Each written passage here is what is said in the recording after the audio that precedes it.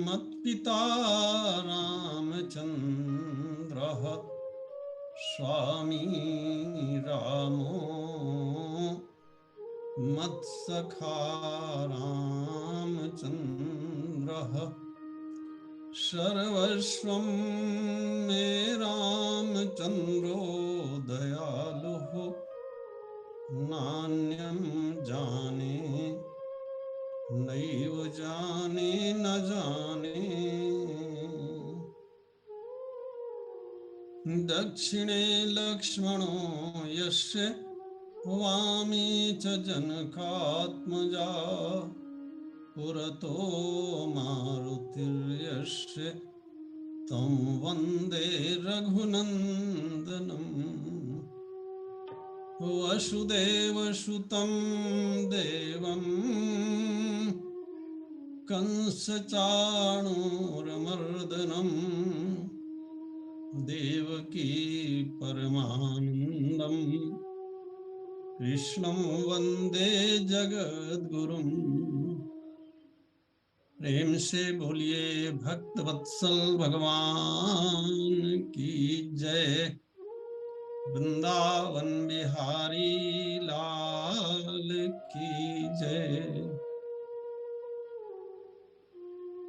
अखंड मंडलाकारं व्याप्तं येन चराचरं तत्पदं दर्शितं येन तस्मै श्री गुरुवे नमः। परमादरणीय संचालक महोदय, भगवत कथा रस रसिक रसज्ञ श्रोतावृंद, श्रद्धामयी देवियों, आज इस वर्तमान प्रवचनमाला का 7वां दिवस है। हम लोग गुरु और शिष्य के संबंध के बारे में, उनके स्वरूप के बारे में विचार कर रहे हैं शास्त्र की दृष्टि से। और आज विषय का उपसंहार है क्योंकि तस्मै श्री गुरुवे नमः, इसीलिए आज ये विषय रखा गया है। अगर और कुछ लोग वीडियो खोल लेंगे तो अच्छा रहेगा मेरे लिए। आइए हम लोग सीधे विषय की ओर चलते हैं। गुरु को इतना महत्व दिया गया है कि गुरुर् ब्रह्मा गुरुर् विष्णु गुरुर्देवो महेश्वरा, गुरु साक्षात परब्रह्म। भगवान एक और हो गए और गुरु सामने आ गया। गुरु साक्षात परब्रह्म है, साक्षात परमात्मा है, वह प्रत्यक्ष परमात्मा है, ऐसा कहा गया। क्योंकि यदि गुरु ना होता तो हमें परमात्मा का दर्शन ना होता। ये सत्य है, इसे कोई भी नकार नहीं सकता। हमारे समाज में बड़ी भ्रांतियां फैली हुई हैं। अभी कुछ दिन पहले ही मेरे एक मित्र हैं श्री संतोष कुमार त्रिवेदी जी, उन्होंने मुझे बताया कि हमारे क्षेत्र में ऐसा माना जाता है कि जब तक माता पिता जीवित हैं तब तक गुरु दीक्षा नहीं लेनी चाहिए। मैं सोच रहा था कि ये तो कहीं किसी शास्त्र में नहीं लिखा है। जिसने भी उन्हें बताया होगा ये उसके मन की कल्पना है, उसने भी कहीं किसी से सुन लिया होगा। कोई भी गुरु माता पिता की सेवा के लिए तो मना कर ही नहीं सकता।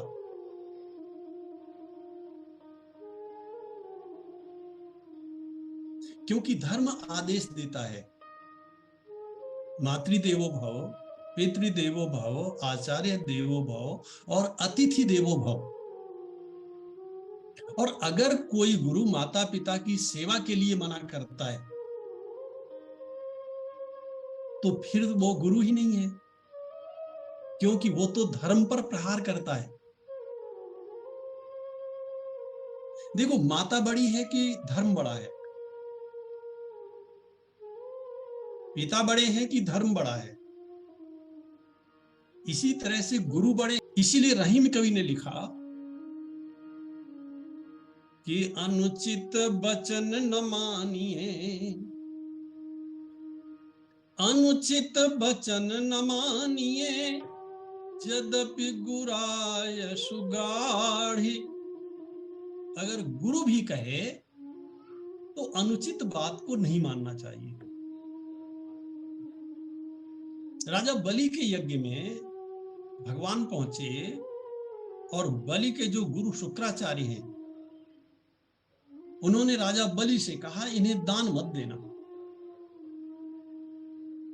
बलि ने कहा महाराज मैं यज्ञ कर रहा हूं और मैं यजमान हूं, आप दान देने को मना कर रहे हो।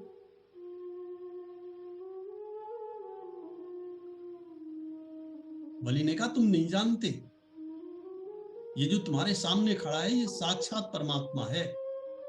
बलि तो प्रसन्न हो गए, बोले अगर अगर भगवान ही आ गए मेरे यज्ञ में तो अब तो यज्ञ सफल हो गया। कितना प्रयास करते हैं लोग, भगवान पुरुष सूक्ति से भगवान की स्तुति करते हैं, भगवान नहीं आते। आते हैं कि नहीं आते कौन जाने, जब साक्षात आ गए हैं तो मेरा तो यज्ञ सफल हो गया।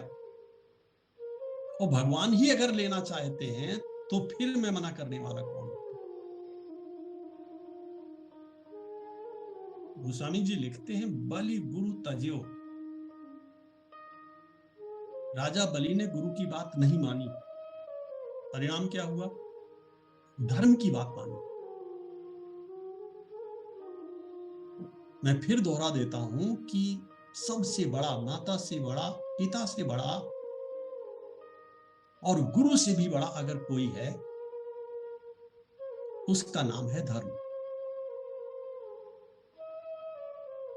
आपको रामचरितमानस में, श्रीमद् भागवत में, भगवत गीता में अनेक उदाहरण मिलेंगे इसके।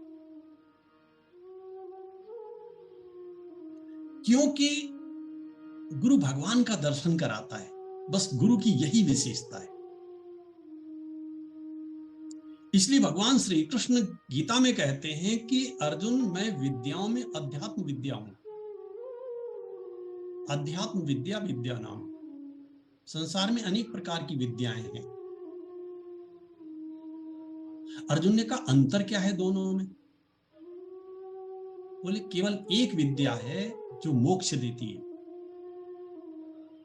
और दूसरी जितनी विद्याएं हैं वो सब बंधन में डालती हैं, सब धन कमाने के साधन है, विषय और भोगों में फंसाने के साधन है। वहां ज्ञान के नाम पर अज्ञान बांटा जा रहा है। और अध्यात्म शब्द का अर्थ होता है, जब भगवान श्री कृष्ण कहते हैं अध्यात्म विद्या विद्या नाम, वहां पर अध्यात्म शब्द का अर्थ होता है आत्मनि इति अध्यात्म, जो आत्मा का बोध कराए, जो हमें हमारे स्वरूप का बोध कराए। आप जरा विचार कीजिए कैसा विचित्र जीवन है हमारा। हम बाहर सबको जानते हैं, सच तो यह है कि बाहर भी किसी को नहीं जानते। फिर भी ऐसा दम्भ है हमारे अंदर कि बाहर हम बहुत कुछ जानते हैं, अपने आप को बिल्कुल नहीं जानते। यही सत्य है, क्योंकि जिस समय हम अपने आप को समझ लेंगे, अपने आप को जान लेंगे, उसी क्षण संसार से वैराग्य हो जाएगा।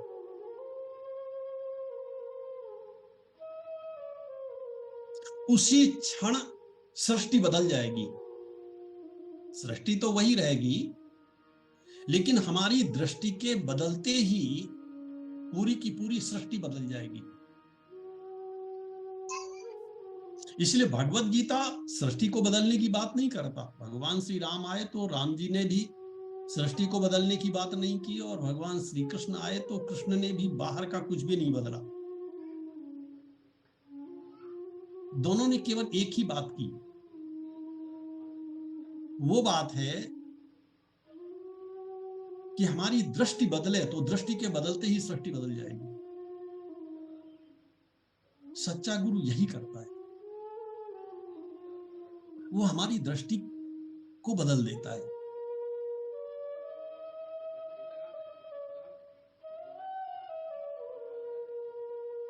गुरु कृपा कीन्ही बदल गई मोरी नयन पुतरिया। गुरु की कृपा हुई और मेरे जो देखने का तरीका था वो बदल गया, बस सब कुछ बदल गया। सो कल हमने एक भिन्न दृष्टि से बात की थी कि संसार बिल्कुल, जो जागतिक जगत है वो स्वप्न के जैसा है, बाहर की बात की थी। आज हम थोड़ा अंदर की बात करेंगे, क्योंकि आज अंतिम दिवस है। आज ठीक उसी वस्तु पर चिंतन करेंगे जो चिंतनीय है। यह जो हमारा आत्म तत्व है, ये कहां रहता है? इस प्रश्न का उत्तर है कि ये सर्वांतरवर्ती है, सबसे अंदर रहता है।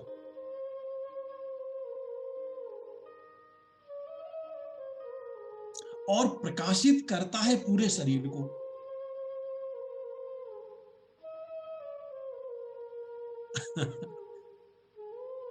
नख से सिख तक, ऊपर से लेकर नीचे तक, शरीर का एक एक अंश अगर कार्य कर रहा है तो किसकी सत्ता से कार्य कर रहा है?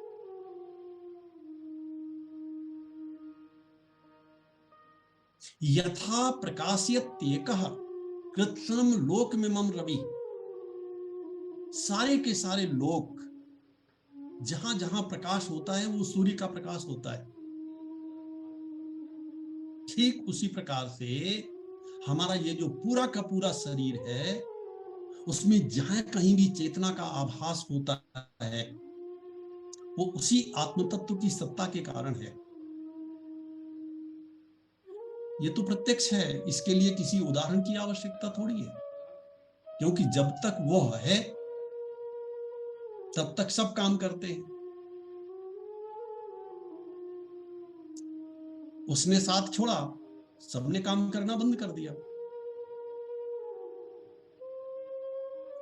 वह जो चेतन तत्व है, वह जो सत तत्व है, वह जो आनंदमय है, उसका जो स्वरूप है, उसके लिए तीन शब्द दिए गए हैं। एक है सत। सत शब्द का अर्थ होता है जिसकी सत्ता से सब कुछ सत्तावान होवे, जिसके अस्तित्व से सबका अस्तित्व होवे, उसे सत कहते हैं। दूसरा शब्द है चेतन। वही चेतन है और कुछ भी चेतन नहीं है, और जो कुछ भी है वह चेतन जैसा तो है लेकिन चेतन नहीं। चेतन होने में और चेतन जैसा होने में अंतर है। अगर चेतन होते तो सदैव चेतन बने रहते, चेतन जैसे हैं, क्योंकि किसी दूसरे की सत्ता से चेतन जैसे हैं, अपनी सत्ता से नहीं है, अपने अस्तित्व से नहीं है, इनकी अपनी एग्जिस्टेंस नहीं है। और तीसरा वैशिष्ट्य है आनंद, वो आनंद रूप है। अब आप जरा देखो उसमें कितना आनंद है और कितने उसके प्रतिबंधक हैं, उस आनंद के अवरोधक हैं, उस आनंद को रोक देने वाले हैं, क्योंकि वो सर्वांतरवर्ती है। जैसे आपने तलवार को देखा होगा, तलवार म्यान में रखी रहती है, उसके ऊपर जो आवरण होता है उसे म्यान कहते हैं। इसी तरह से हमारा जो आत्म तत्व है उसके ऊपर 5 आवरण हैं। इन आवरणों को ही कोश कहते हैं। श्रीमद् भागवत में जो चीर हरण का प्रसंग है, वहां भगवान श्री कृष्ण गोपियों के इसी चीर का हरण करते हैं। वहां चीर क्या है? चीर हरण का अर्थ होता है आवरण भंग। तो आवरण क्या है? बोले सबसे पहला आवरण है आनंदमय कोश, जिसका बोध होता है सुसुप्ति अवस्था में। ये जो पहला आवरण है इसका नाम है अज्ञान। दूसरा आवरण है विज्ञानमय कोश, बुद्धि की प्रधानता होती है इसमें। तीसरा आवरण है मनोमय कोश, मन की प्रधानता होती है। और चौथा आवरण है प्राणमय कोश। ये जो सांस आती जाती है, ये है तो एक रूप, लेकिन 5 दिशाओं में गमन करती है। तो इसके 5 नाम हो जाते हैं: प्राण, अपान, समान, व्यान और उदान। इन्हें कहते हैं प्राणमय कोश। और सबसे ऊपर ये जो शरीर हमें और आपको दिखाई देता है, ये है अन्नमय कोश। अब जरा सोचिए, इन 5 आवरणों को भेद करके वो जो आत्मा का आनंद है, हमें जिस आनंद का बोध होता है, वो 5 आवरणों को भेद करके बाहर निकलता है। अगर कोई प्रकाश 5 आवरणों को भेदने के बाद भी अपना बोध करा रहा है, तो वो मूल रूप में कैसा होगा? उसका जो ओरिजिनल आनंद है, इन आवरणों के भंग होने के बाद, अगर हम श्रीमद् भागवत की भाषा में कहें तो ये कह सकते हैं कि जीव के चीर हरण के बाद जो बोध होता है जीव को जिस आनंद का, वो आनंद कैसा होगा?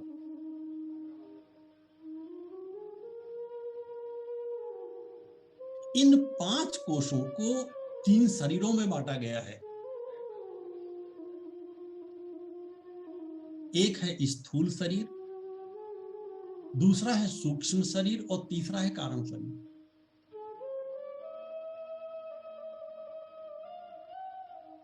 आत्मा का जो पहला आवरण बनता है वो कारण शरीर होता है, दूसरा होता है सूक्ष्म शरीर और तीसरा होता है स्थूल शरीर। स्थूल शरीर जो दिखाई देता है, हमारा आपका शरीर जो 5 भूतों से बना हुआ है, पृथ्वी, अग्नि, जल, वायु और आकाश, ये स्थूल शरीर कहलाता है। सूक्ष्म शरीर में 5 प्राण हैं, 5 कर्मेंद्रियां। आप क्या सोच रहे हैं? आप कहते हैं मैं सुन नहीं पाया। तो क्यों नहीं सुन पाए? क्योंकि स्थूल शरीर से निकल करके सूक्ष्म शरीर कहीं दूसरा काम कर रहा था, कहीं और चला गया था। ये सूक्ष्म है ना, इसे जाने में देर नहीं लगती। मन और बुद्धि भागे,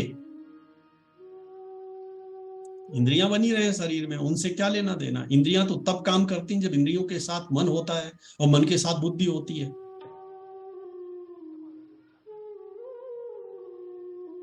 इस सूक्ष्म शरीर के अंदर जो होता है उसे कहते हैं कारण शरीर। जब तक सूक्ष्म शरीर और कारण शरीर बने हुए हैं तब तक जीव का मोक्ष नहीं होता। तब तक वो फिर अगले जन्म में आएगा, फिर आएगा, फिर आएगा, और पुनरपि जननम पुनरपि मरणम, ये क्रम चलता रहेगा। सदगुरु इनका बोध कराता है, ये सब जड़ है, ये तुम नहीं हो। इनके प्रति तुम्हारा अध्यास है। एक शब्द है अध्यास। मैं एक ही शब्द तो बता रहा हूं आपको, और क्या बता रहा हूं, बहुत सरल है। जो हम नहीं हैं उसे अपना स्वरूप मान लेना, यह अध्यास कहलाता है। अतस्मिन् तद बुद्धि अध्यास। जो हम नहीं हैं वो अपने को मान बैठे हैं। जैसे हम शरीर नहीं है, लेकिन हम शरीर अपने को मान बैठे हैं। इसके पहले न मालूम कितने शरीर हमें मिले, तो क्या वो शरीर थे हम? नहीं थे। यह शरीर भी हम नहीं हैं। आगे न मालूम कितने शरीर मिलेंगे। यही तो माता सुमित्रा ने लक्ष्मण जी से कहा था। लक्ष्मण, वैदेही के पुत्र ने देही को अपना माता मान लिया, तभी तो तुम मेरे पास चले आए। तात तुम्हार मातु वैदेही। जीव विदेह है, जीव का अपना कोई शरीर नहीं है। आत्मा विदेह है। आत्मा का तो अपना कोई शरीर नहीं है।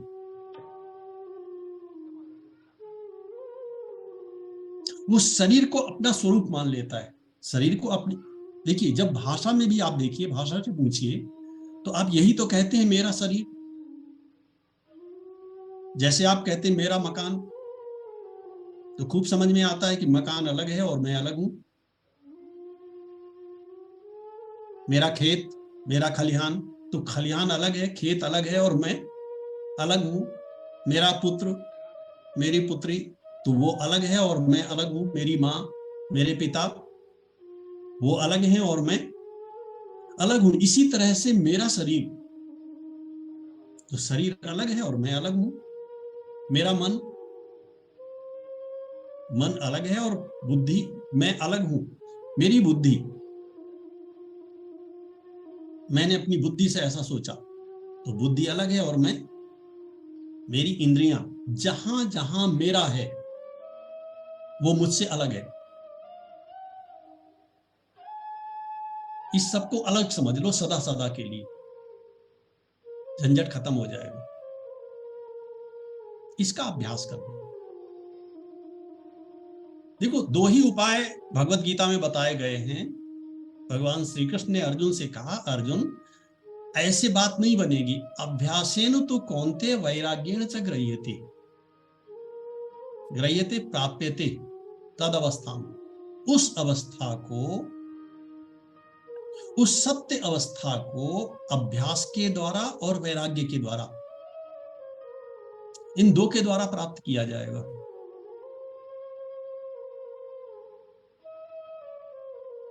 अभ्यास भी हमारे जीवन में ना हो और वैराग्य भी ना हो, और फिर भी हम कहें कि हमें उस अवस्था को प्राप्त करना है, तो ये कैसे संभव है? ठीक वैसे ही जैसे हमें हाई स्कूल की परीक्षा तो पास करनी है, लेकिन न हमारे पास पुस्तकें हैं, न हमने किसी विद्यालय में प्रवेश लिया है, और न पढ़ाने वाले हमारे पास हैं,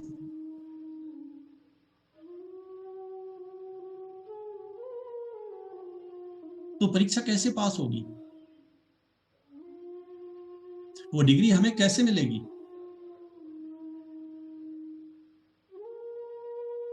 अभ्यासेन तो कौन्तेय वैराग्येण च गृह्यते। इसलिए अध्यास शब्द का अर्थ होता है अतस्मिंस्तद बुद्धि अध्यासा। जो हम नहीं हैं उसे अपना स्वरूप मान लेना।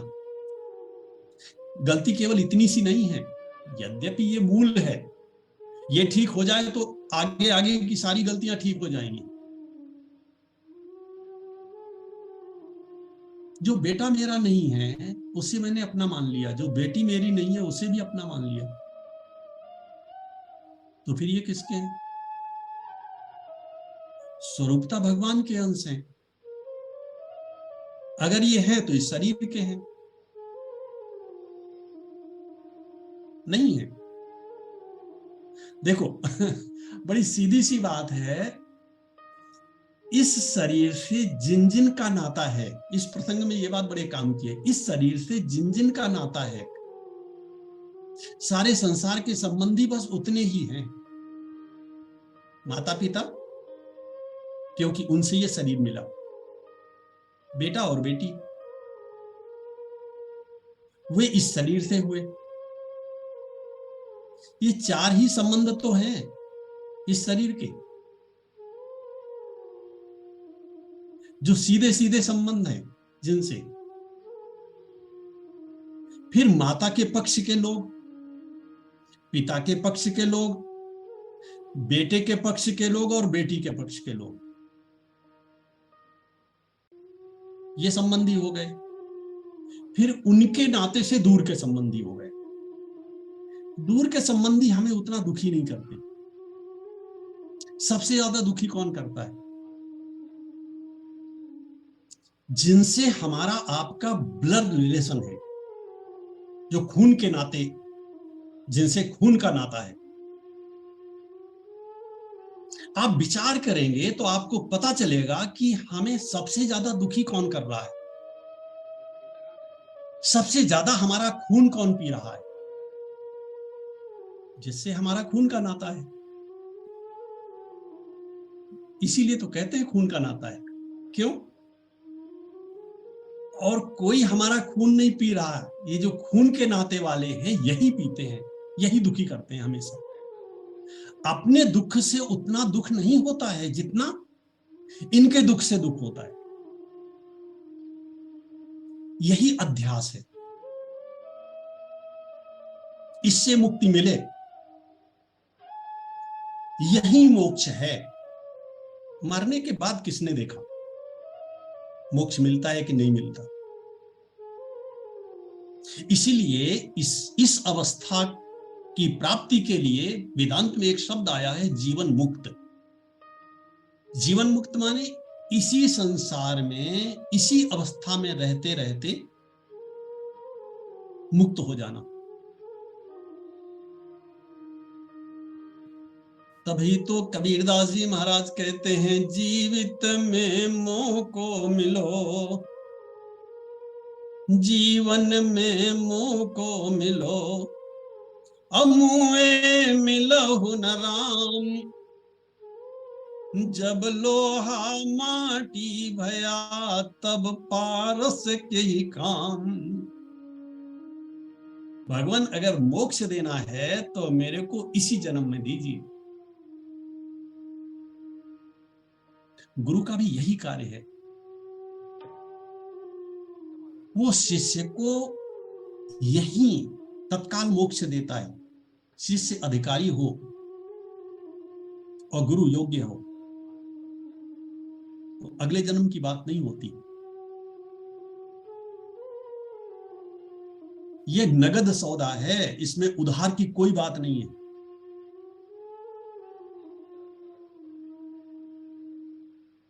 इसलिए जो सदगुरु है वह अध्यारोप और अपवाद के नियम से, वेदांत में लिखा है अध्यारोप अपवाद न्यायेन एनम उपदिशति। कम उपदेशति, एनम शिष्यम उपदेशति। किसे उपदेश करता है? इस शिष्य को उपदेश करता है। बेटा तू नहीं है, शरीर तू नहीं है, इंद्रियां तू नहीं है, मन भी नहीं है, बुद्धि भी नहीं है, इन सब के अंदर तू बैठा हुआ है। भगवान ने कितनी सुरक्षा किया है। और जानते हैं इतना सुरक्षित क्यों रखा है हम लोगों को? ताकि संसार वालों का कोई प्रभाव न पड़ने पाए।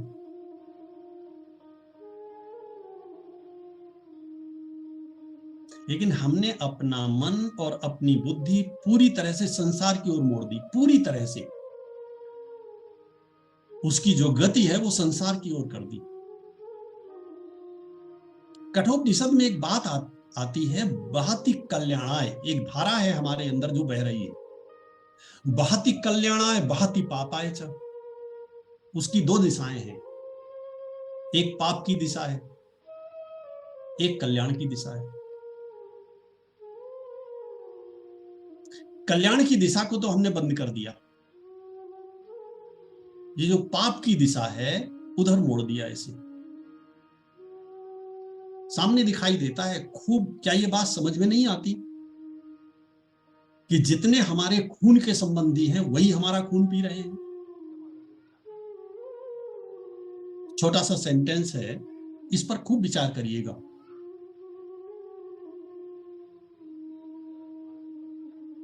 क्या इसमें सोचने की आवश्यकता है?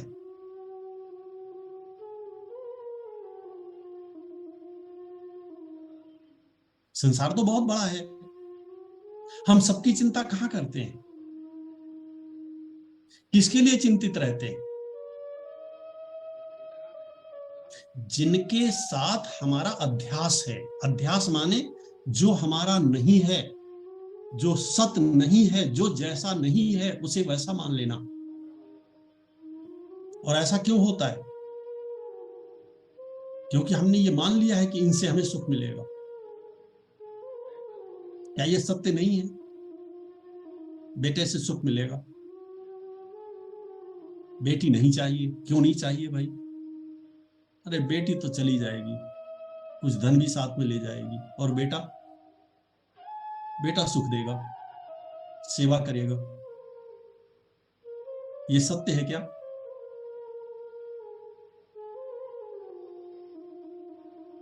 शास्त्र कहते हैं कर्म के फल के अनुसार व्यक्ति को सुख और दुख मिलते हैं, संबंधियों से नहीं मिलते। और शास्त्र एक बात और कहता है, आप बना लो संसार में जितने नाते बनाओगे, जिससे जितना गाढ़ा नाता बनाओगे वही उतना दुख देगा।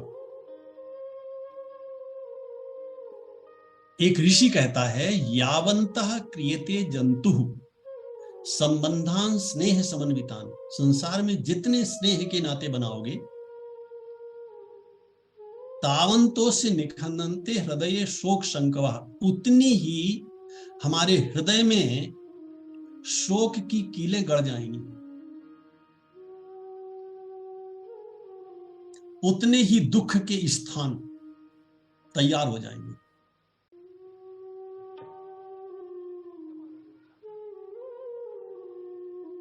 क्योंकि वह दुखी होगा तो हम दुखी होंगे। संबंध बनाया है ना, नाता बनाया है ना। इसका एक बैड इफेक्ट ये है, एक बुरा पक्ष ये है कि जो असली संबंधी है वो भूल जाता है, नकली संबंधी तो बने रहते हैं, असली भूल जाता है। अच्छा, जीव में जो धर्म है, जीव में जो गुण हैं, जीव के जो लक्षण हैं, वे सब के सब ब्रह्म के लक्षण हैं, सब के सब ईश्वर के लक्षण हैं। जीव में और ईश्वर में रंचमात्र भेद नहीं है, क्योंकि ईश्वर का अंश है। मैंने किसी दिन उदाहरण दिया था कि जैसे समुद्र का जल लोटे में भर करके लाइए, तो उस लोटे के जल में और समुद्र के जल में कोई अंतर नहीं है, सारे के सारे वही गुण हैं। तो वह जो लोटे का जल है, वो समुद्र का जल है कि लोटे का जल है? समुद्र का है या लोटे का है? जल तो समुद्र का है। ठीक इसी तरह से हमारे अंदर जो चेतन आत्म तत्व है, वो है तो परमात्मा का अंश, उसे हमने संसार का मान लिया। इस एक गलती का परिणाम ये हुआ कि जीवन भर हम गलतियां करते रहे। गोस्वामी जी ने बड़े संक्षेप में बहुत सुंदर परिभाषा किया कि मैं अरु मोर तोर ते माया अजहि बस कीन्हे जीवन निकाया गो गोचर जहां लग मन जाई सो सब माया जानहु भाई। और माया शब्द का अर्थ भी यही होता है जो नहीं है फिर भी आभाषित होती है। ये हमारे संबंधी नहीं है, फिर भी हम इन्हें अपने हृदय से नहीं निकाल सकते। और हृदय में जिसे बैठाना चाहिए, क्योंकि वो खाली ही नहीं है, तो हम उसे बैठावें कैसे? तुलसीदास जी महाराज कहते हैं, मम हृदय भवन प्रभु तोरा। ये घर तो आपका है, तहां बसे आए बहु चोरा।